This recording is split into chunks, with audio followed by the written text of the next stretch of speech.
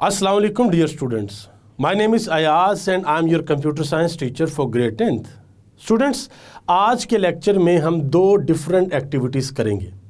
उन एक्टिविटीज़ में हम यूज़र से इनपुट वैल्यू लेंगे और फिर उस इनपुट वैल्यू के ऊपर हम इफ़ कंडीशन लगाएंगे, यानी कि इफ़ स्टेटमेंट का इस्तेमाल करेंगे और फिर देखेंगे कि हमारी आउटपुट किस तरीके से आती है।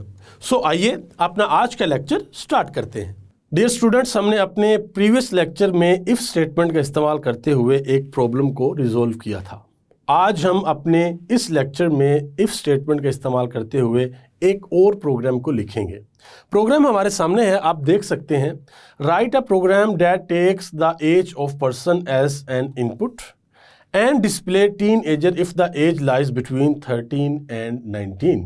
यानी कि हमने एक प्रोग्राम लिखना है सी लैंग्वेज के अंदर। प्रोग्राम क्या होगा, किस तरीके से काम करेगा? प्रोग्राम काम इस तरीके से करेगा कि हम यूज़र से एक वैल्यू इनपुट लेंगे जो कि होगी एज, और फिर उस वैल्यू के ऊपर हमने एक कंडीशन अप्लाई करनी है कि अगर वो वैल्यू 13 और 19 के इन बिटवीन है, अगर इनके बिटवीन वो वैल्यू है, तो फिर हमने जो आउटपुट प्रिंट करवानी है वो क्या करवानी है? वो करवानी है टीनेजर। सो स्टूडेंट्स, आइए अपने आज के इस प्रोग्राम को स्टार्ट करते हैं और इसके साथ एक और एक्टिविटी भी आज हम करेंगे। सो आए हम अपना प्रोग्राम स्टार्ट करते हैं। सो डियर स्टूडेंट्स, हम अपना आज का प्रोग्राम स्टार्ट करते हैं। प्रोग्राम को स्टार्ट करने के लिए हम सबसे पहले अपने आईडी यानी कि integrated development environment code blocks को ओपन करेंगे और ओपन करने के बाद हम क्या करेंगे, हम एक नई फाइल क्रिएट करेंगे। नई फाइल क्रिएट करेंगे, फाइल में जाएंगे और फाइल में जाने के बाद हम क्या करेंगे, हम सी को सिलेक्ट करेंगे, गो करेंगे, नेक्स्ट करेंगे। यहाँ से भी सी लैंग्वेज को सिलेक्ट करेंगे, नेक्स्ट करेंगे और यहाँ पे हम अपनी फाइल का नेम देंगे। लेट्स सपोज हम अपनी बुक की एक्टिविटी 3.1 कर रहे हैं, तो मैं इसको नेम देता हूँ A3.1 और इसको हम सेव कर लेते हैं यहाँ पे और फिनिश कर देते हैं। तो ये हमारी फाइल क्रिएट होगी। अब प्रोग्राम को मैं यहाँ पे रखता हूं, ये प्रोग्राम आपके सामने है। सबसे पहले तो हम प्रोग्राम को पढ़ते हैं, इस प्रोग्राम को अंडरस्टैंड करते हैं और फिर देखते हैं कि हमने इस प्रोग्राम को हमने किस तरीके से कोड करना है। Write a program that takes the age of person as an input. Write a program that takes the age of a person as an input and display teenager if the age lies between 13 and 19। यानी कि हमने एक ऐसा programme लिखना है जिसमें हमने user से इनपुट लेनी है उसकी एज, और फिर हमने एक इफ कंडीशन लगानी है। कंडीशन हमने ये लगानी है कि अगर एज 13 या 19 इयर्स के इन बिटवीन हो तो फिर हमने क्या करना है, फिर हमने टीन एजर जो है प्रिंट एफ के थ्रू प्रिंट करवाना है। सो स्टूडेंट्स, हम इसको स्टार्ट करते हैं, देखते हैं कि हमने इस प्रोग्राम को कैसे करना है। सबसे पहले इंक्लूड अपनी फाइल जो है इसको इंक्लूड करेंगे हेडर में। उसके बाद void मेन का फंक्शन हमने स्टार्ट किया और यहां से हमने सबसे पहले क्या किया, एक वेरिएबल को डिक्लेयर करवाया। वो वेरिएबल क्या है? वेरिएबल है एज। वो वेरिएबल है जिसकी जो वैल्यू हो वो हमने यूजर से एज अ इनपुट लेनी है। सो हम लिखेंगे प्रिंट एफ लिखने के बाद हम क्या करेंगे, enter the age of person, और फिर हमने क्या किया, एस्केप सीक्वेंस के थ्रू हमने लाइन जो है वो ब्रेक करवा दी और उसके बाद हमने स्कैन एफ के थ्रू जो वैल्यू यूजर यहां पर टाइप करेगा आउटपुट में वो हमने साइन करवा दी एज को। जब वैल्यू एज को साइन होगी तो उसके बाद फिर हमने एक इफ की कंडीशन लगाई। तो स्टूडेंट्स, यहाँ पे इसको आपने बड़े ध्यान से समझना है कि इफ की कंडीशन हमने यहाँ पे लगाई है।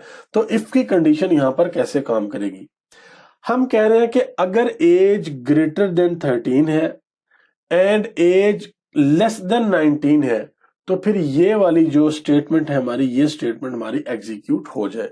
दोबारा ध्यान से सुनिएगा, अगर हमारी एज ग्रेटर देन 13 है, यानी वेरिएबल के अंदर जो वैल्यू यूजर ने दी है, हमने एज ए इनपुट ली है, वो वैल्यू अगर ग्रेटर देन 13 है एंड एज जो है लेस देन 19 है तो हमारी जो वैल्यू है वो क्या प्रिंट हो जाए, टीन एजर। अब हम इस प्रोग्राम को बिल्ड करते हैं, देखते हैं इसमें कोई एरर तो नहीं। तो प्रोग्राम हमारा एरर फ्री है।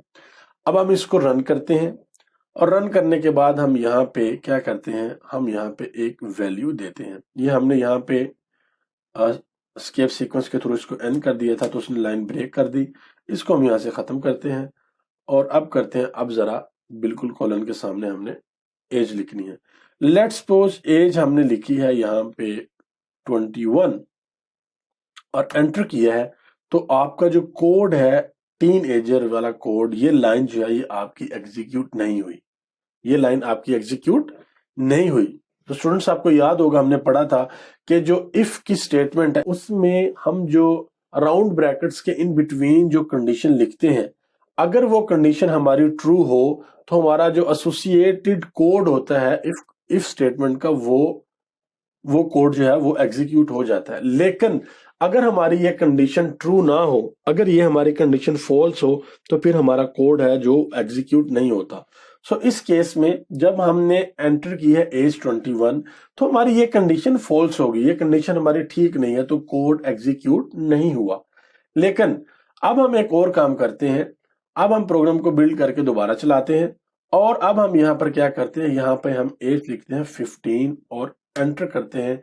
तो देखिए हमारे पास जो आउटपुट है टीन एजर वो यहाँ पर आ गई है। अब टीन एजर आउटपुट यहाँ पर क्यों आई है, क्योंकि हमारी जो वैल्यू है 15 वो एग्जैक्टली बिल्कुल ठीक है हमारी कंडीशन के अकॉर्डिंगली। यानी कि कंडीशन हमने क्या लगाई थी, age is greater than 13, age जो है वो ग्रेटर देन 13 है, and age is less than 19 और एज लेस देन 19 भी है। तो हमारी जो कंडीशन है वो बिल्कुल ठीक है, तो यहाँ पर हमारी वैल्यू जो है वो क्या हो जाएगी, वैल्यू हमारी प्रिंट हो जाएगी, यानी कि एसोसिएटेड कोड जो है हमारा वो यहाँ पर चल जाएगा। सो स्टूडेंट यहाँ पर लेट्स सपोज अगर एंड का ऑपरेटर है तो हम यहाँ पे अगर और का ऑपरेटर लगाएं या और यहाँ पे इसकी वैल्यू हम थोड़ी सी चेंज कर दें, यहाँ पे 29 कर दें और यहाँ पे हम क्या कर दें, यहाँ पे हम 31 कर दें, फिर देखते हैं कि हमारा प्रोग्राम कैसे चलेगा। अब हम क्या करते हैं, अब हम अपने इस प्रोग्राम को बिल्ड करते हैं और बिल्ड करके इस प्रोग्राम को रन करते हैं। रन करके अब हम क्या कह रहे हैं, अगर एज ग्रेटर देन 31 है और एज लेस देन 29 है तो क्या प्रिंट हो जाए, टीन एजर।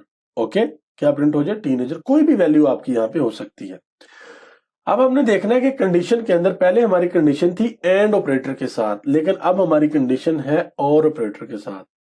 स्टूडेंट्स आपको पता है कि जब हम एंड ऑपरेटर का इस्तेमाल करते हैं तो दोनों साइड पे अगर हमारी एक वैल्यू भी अगर हमारी गलत हो जाए, फॉल्स हो जाए, तो हमारा जो रिजल्ट होता है कंडीशन का वो हो जाता है फॉल्स। लेकिन जब हम और ऑपरेटर का इस्तेमाल कर रहे हैं तो दोनों में से अगर कोई एक वैल्यू ठीक हो जाए तो वो रिजल्ट हमारा ठीक होता है। लेट्स सपोज हम यहाँ पे 30 पुट करते हैं और एंटर करते हैं, तो यहाँ पे हमारी जो वैल्यू है वो प्रिंट नहीं हुई। क्यों नहीं हुई, क्योंकि ना तो हमारी ये वैल्यू ठीक है और ना ही हमारी ये वैल्यू ठीक है। यानी कि 30 जो है वो ग्रेटर देन 31 नहीं है और 30 जो है वो लेस देन 29 भी नहीं है। सो यहाँ पर वैल्यू प्रिंट नहीं होगी, क्योंकि दोनों वैल्यू जो हमारी वो क्या है, दोनों कंडीशन हमारी जो है वो फॉल्स हो रही है। अब हम क्या करते हैं, अब हम दोबारा इस प्रोग्राम को बिल्ड करते हैं और बिल्ड करके दोबारा चलाते हैं। अब हम यहाँ पे एज लिखते हैं 36 और अब एंटर करते हैं। अब देखिएगा अब हमारी ये वाली कंडीशन जो है ये ट्रू हो गई है, अब आ गया यहाँ पे टीन एजर। या फिर हम दोबारा यहाँ पे क्या करते हैं कि बिल्ड करके यहाँ पे क्या करते हैं कि यहाँ पे लिखते हैं 25 और एंटर करते हैं, तो अब ये वाली जो कंडीशन है ये हमारी ट्रू है, तो यहाँ पे टीन एजर आ जाएगा। सो स्टूडेंट्स ये थी हमारी एक्टिविटी 3.1। अब हम बढ़ते हैं एक्टिविटी 3.2 की तरफ, देखते हैं कि वो एक्टिविटी हमारी क्या है। स्टूडेंट्स उस एक्टिविटी के लिए हम एक नई फाइल दोबारा क्रिएट करेंगे। फाइल में जाएंगे और फाइल में जाने के बाद सी को सिलेक्ट करेंगे और गो करेंगे और गो करने के बाद नेक्स्ट करेंगे और नेक्स्ट करने के बाद सी को सिलेक्ट करेंगे। यहाँ पे हम नेम देंगे A3.2, एक्टिविटी 3.2 है हमारी ये बुक की। फिनिश करेंगे, लेकिन हमने पाथ भी यहाँ पर देना, पाथ बताना है, एरर आ जाएगा वरना। फिनिश करेंगे तो ये हमारे पास यहाँ पे फाइल ओपन होगी। ये प्रोग्राम मैं यहाँ पे रखता हूँ, प्रोग्राम को जरा हम ध्यान से पढ़ते हैं और फिर इसको हम रिजोल्व करते हैं। Write a program that takes years as input and display leap year if the input year is leap year. Leap years are divisible by 4. Student सबसे पहले तो हमने ये अंडरस्टैंड करना है कि लीप ईयर होता क्या है, लीप ईयर हम किसको कहते हैं। स्टूडेंट्स लीप ईयर हमारा वो ईयर होता है जिस ईयर में फरवरी की 29 जो डेट है वो इंक्लूड होती है, और आपको पता है कि ये डेट आफ्टर 4 ईयर आती है, और 4 साल बाद जब 29 फरवरी आती है तो उस साल को हम लीप ईयर कहते हैं। और जो लीप ईयर होता है ना, कोई भी लीप ईयर, उसको अगर हम 4 से डिवाइड करें तो उसका जो रिमाइंडर होता है वो क्या आता है, वो आता है 0। फिर हम स्टार्ट करते हैं इस अपने प्रोग्राम को। इसको क्या करते हैं, हैश इंक्लूड, और ये वैल्यू हमने यहाँ पे अपने हेडर में इंक्लूड करवा दी।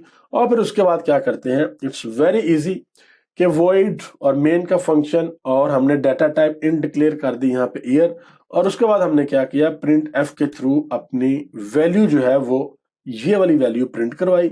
और हमने यूजर को कहा कि एंटर द ईयर नेम। तो यूजर ने ईयर नेम जब एंटर किया तो वो जो ईयर नेम है, यानी कि वो 1992 हो सकता है, 1993 हो सकता है, वो इसको असाइन हो जाएगा इस ईयर को। ओके, उसके बाद क्या होगा, उसके बाद हम इफ की कंडीशन लगाएंगे, और इफ की कंडीशन में हम ये करेंगे कि इफ ईयर, ये वाला हमारा वेरिएबल इफ ईयर, इसका मॉडुलस जो है इसको डिवाइड करें अगर हम 4 पे, तो इसका मॉडुलस 4 के साथ लें तो उसकी वैल्यू जो है वो कितनी आनी चाहिए, उसकी वैल्यू आनी चाहिए हमारे पास 0। तो वो हमारा कौन सा ईयर होगा, वो हमारा होगा लीप ईयर। सो सबसे पहले फिर उसके बाद हम इस कंडीशन इफ के बाद हम इस प्रिंट एफ को जो है वो इसको प्रिंट करवा देते हैं, इस वैल्यू को, year you enter is leap year. यहाँ पे हम सबसे पहले इसको बिल्ड करते हैं, कोई हमारे पास एरर नहीं है। फिर इसको हम रन करते हैं। रन करने के बाद यहाँ पे ईयर का नेम लिखते हैं, लेट्स सपोज 1993। अब इसको हम एंटर करेंगे तो क्या होगा, दोबारा इसको बिल्ड करते हैं, बिल्ड करके इसको रन करते हैं, और रन करके इसको करते हैं 1993, इसको एंटर करेंगे तो क्या होगा, हमारे पास कोई भी वैल्यू यहाँ पर नहीं आएगी। यानी कि ये वाली जो वैल्यू है ये हमारे पास एग्जीक्यूट यहाँ पर नहीं हुई। क्यों? क्योंकि 1993 लीप ईयर नहीं है। हम दोबारा इसको बिल्ड करते हैं और इसको रन करते हैं। अब लिखते हैं 1992, एंटर करते हैं तो यहाँ पर हमारे पास आउटपुट आ गई है, year you enter is leap year, कि जो ईयर आपने एंटर किया है ये लीप ईयर। सो स्टूडेंट्स, इसी तरीके से हम और भी डिफरेंट ईयर्स को एंटर करके देखते हैं कि क्या वो लीप ईयर है। हम 1976 को देखते हैं तो 1976 भी एक लीप ईयर ही था। इसके अलावा हम 1945 को देखते हैं तो 1945 एक लीप ईयर नहीं था। इसी तरीके से हम अगर 1946 को देखते हैं तो 1946 भी लीप ईयर नहीं था। इस तरीके से हम 1947 को देखते हैं तो 1947 भी लीप ईयर नहीं था। और उसके बाद फिर हम 1948 को देखते हैं तो 1948 जो है वो लीप ईयर था। लीप ईयर की आप ये कह लें कि इसका जो क्यू है वो ये है कि ये 4 से डिविजिबल होता है। 4 से जब हम इसको डिवाइड करते हैं तो इसका जो रिमाइंडर है हमारे पास वो क्या आता है, वो है 0। सो स्टूडेंट्स, ये थी हमारी आज की 2 एक्टिविटीज। पहली एक्टिविटी के अंदर हमने ये सीखा कि अगर हम स्टूडेंट से एज अ इनपुट, ये एक्टिविटी थी हमारे पास, इसमें हमने सीखा कि अगर हम यूजर से एज अ इनपुट उसकी एज लेते हैं और फिर हम देखते हैं कि क्या उसकी एज 2 डिफरेंट कंडीशन पे बेस करती है कि नहीं। अभी तो हमने यहाँ पे खुद लगाया था और ऑपरेटर, लेकिन पहले क्या था, पहले था हमारे पास एंड ऑपरेटर। तो दोनों कंडीशन अगर ठीक होती थी तो हमारे पास टीनेजर प्रिंट हो जाता था, लेकिन अगर दोनों कंडीशन ठीक नहीं होती थी तो टीनेजर प्रिंट नहीं होता था। फिर हमने और का ऑपरेटर लगाया था, और के ऑपरेटर में दोनों में से अगर एक कंडीशन ठीक होती थी तो टीनेजर प्रिंट होता था, लेकिन अगर दोनों ही ठीक नहीं होती तो टीनेजर प्रिंट नहीं होता था। और इसी तरीके से ये एक्टिविटी जो हम अभी कर रहे हैं, इस एक्टिविटी में क्या है कि हमने यूजर से ईयर का नेम लिया है और फिर हमने कैलकुलेट किया है, इफ स्टेटमेंट के थ्रू देखा है इसको कि क्या वो लीप ईयर था या नहीं था। तो कंडीशन हमारी क्या थी कि जो ईयर वेरिएबल था उसका मॉडुलस ले लिया हमने, किसके साथ, उसको 4 के साथ हमने डिवाइड किया, और 4 के साथ डिवाइड करके देखा क्या उसका रिमाइंडर 0 है या नहीं। जिस ईयर का रिमाइंडर 0 आता है, यानी कि उसका मॉडुलस इज इक्वल टू 0 होता है, वो हमारा कौन सा होता है, वो हमारा होता है लीप ईयर। सो स्टूडेंट्स, मैं उम्मीद करता हूं कि आपको दोनों एक्टिविटी, पहली एक्टिविटी 3.1 जो एक्टिविटी हमारी बुक में और 3.2 जो एक्टिविटी हमारी बुक में, मैं उम्मीद करता हूं जो दोनों एक्टिविटी हमने आज की हैं, ये दोनों एक्टिविटी आपको समझ आई होंगी। सो डियर स्टूडेंट्स, ये था हमारा आज का लेक्चर। जिसके अंदर हमने ये सीखा कि किस तरीके से हम यूज़र से डिफरेंट इनपुट वैल्यूज़ लेते हैं, उनके ऊपर डिफरेंट कंडीशंस लगाते हैं और कंडीशन लगा के फिर हमारी आउटपुट वैल्यू हमारे पास आती है। मैं उम्मीद करता हूं कि आपको आज का लेक्चर सही से समझ आया होगा। जल्द मिलते हैं नेक्स्ट लेक्चर में, तब तक के लिए अल्लाह हाफिज़।